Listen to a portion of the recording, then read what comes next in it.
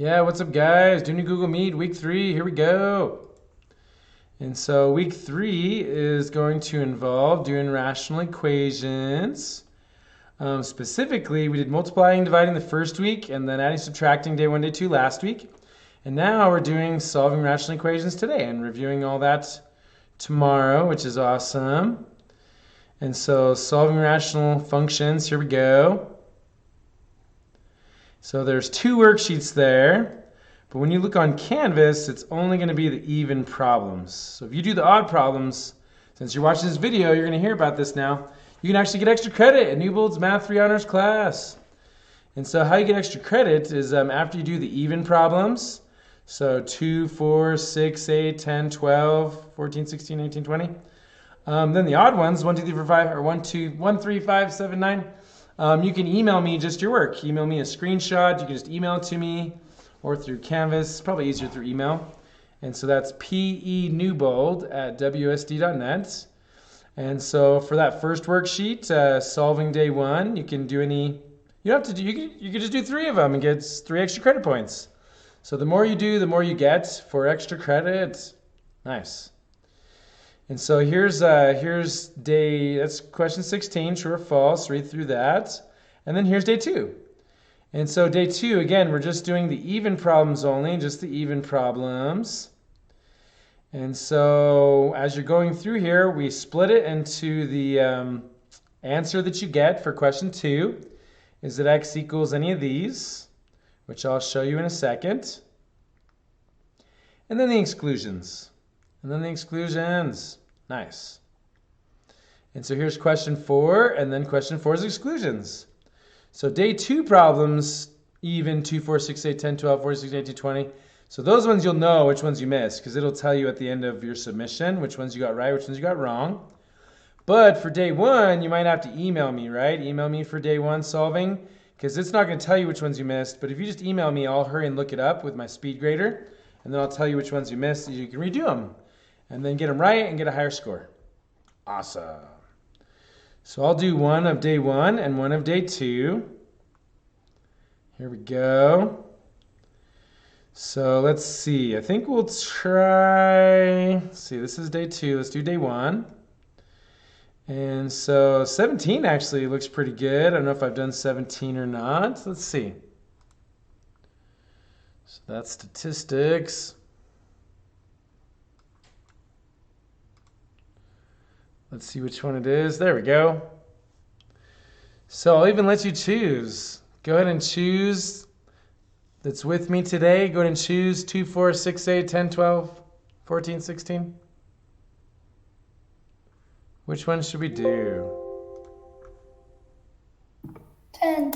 Yeah, 10's a good one. So let's go ahead and do number 10. Let's see, where'd it go? That's strange. So I'm just opening my Smartboard software there. Excellent. I might even put in my earpiece so that I can still hear and talk at the same time. Perfect. So while I'm getting this ready, I'm going to have you go ahead and email me if you missed our Google Meet today.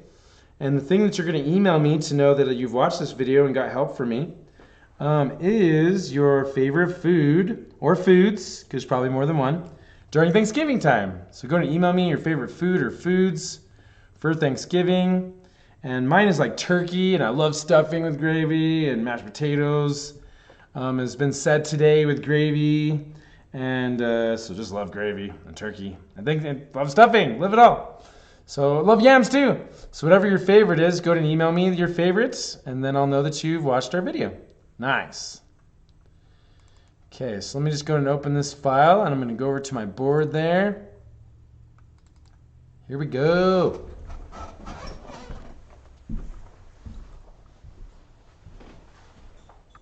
There we go. Nice. Okay, can you still see my screen okay? Perfect. And so we're looking at, here we go.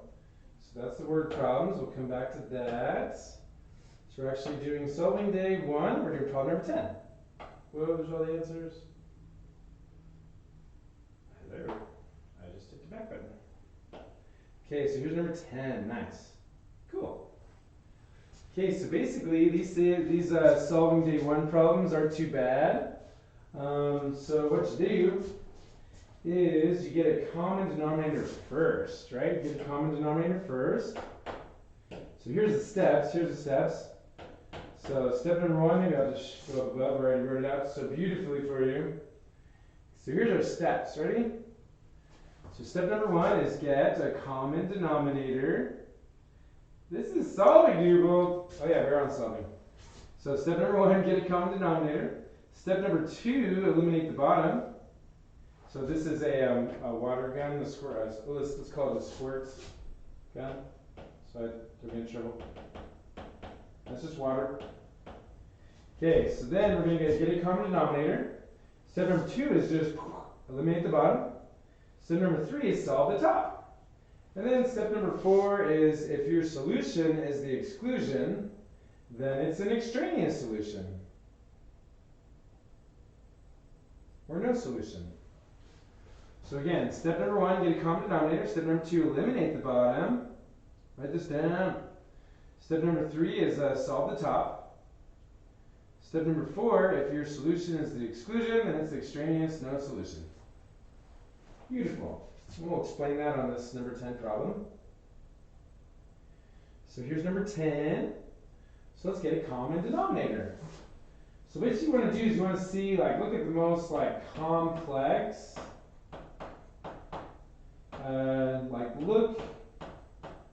Look for. So look for a complex denominator. Look for the one that's the most complex. So look for the most complex denominator, and then make that your common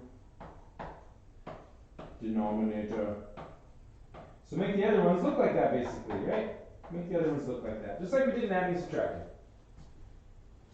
Okay, so I'm going to guess it's this guy, because that's a 2m squared, and these are just m squareds. And so I'm going to make this 2m squared look like that one, so we have a common denominator. You can multiply anything by just 1. You can multiply anything by 1 over 1, right? You can multiply anything times 1 times 1. But I'm going to not make it a 1 over 1. I'm actually going to make it a 2 over 2. And the reason why is now I have a common denominator, 2m squared. And now let's do it with this one as well. So multiply it to the bottom, and if you do it to the bottom, you have to do it to the top. You have to do it all the way to the top. Cool. So that's step number 1, get a common denominator. Nice. Again, our complex denominator was the biggest, ugliest monster, was 2m squared, and then we made the other two look like that. Nice. That didn't erase.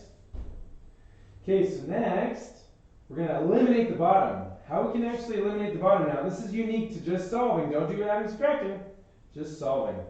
So to eliminate the bottom, you're going to go ahead and basically you're just taking 2m, which is the denominator, and you're multiplying it all the way through. And when you do that, that's just going to cancel with the denominator. It's going to multiply all the way through the top, 2m over 1 all the way across. And then you're just going to basically eliminate the denominator. Boom. Now, before we eliminate the denominator, you want to make sure that you remember the exclusion. Now, when it's a number next to a letter, it's just a 0, right? It's not plus or minus anything, it's just a 0. Because 2 times 0 is 0, and 0 squared is 0, and you can't divide by 0. So don't forget your denominator, your exclusion is 0. Cool. Now you're just going to take the top and solve for the top down. So 2 times 3 is 6. We have a negative 2 times m plus 6, careful there, equals m plus 4. And now we do have to distribute that negative 2m through. So 6 minus 2m. And then negative 2 times 6 is a negative 12. Careful, careful, that negative is going to make that positive into a negative. So be careful there on that. That's the most common mistake I've seen in this unit. Cool. Okay, so now we're just going to solve for m. So we'll just get all the m's on one side. We'll add 2m to this side. And so 2m plus 1m is 3m. Equals, and then 6 minus 12. 6 minus 12 is negative 6. And then we'll go ahead and take that 4 and minus it to the other side. Minus it to the other side, so we get a negative 10. Nice. And then we'll just divide by 3, divide by 3. Nice. So then when we divide by 3, we get negative 10 thirds. So that's our answer, m equals negative 10 thirds, which you can plug in and double check, make sure it works. Or the faster way to double check and make sure it works is to compare to the exclusion. As long as it's not the same as the exclusion, we're okay and it will work. Right? As long as it's not the exclusion, it will work. Cool. So negative 10 thirds is our answer. Beautiful. And so, and we could go back through this whole thing, right? And everywhere you see an m, you're going to put in a negative 10 thirds everywhere. That would take a long time, though.